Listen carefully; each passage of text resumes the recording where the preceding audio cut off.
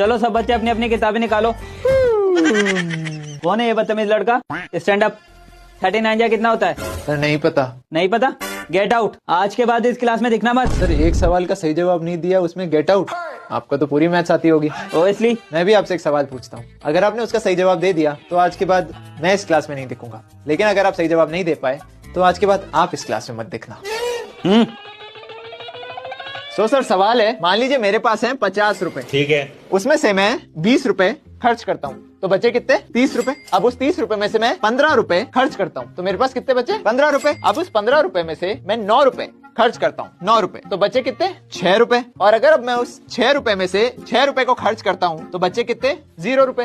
लेकिन इसका जब हम टोटल करते हैं तो आता है 50 और इसका टोटल करते हैं तो आता है 51। तो सर बताओ ये 1 रुपए आया कैसे जब मेरे पास टोटली 50 रुपए थे? गया।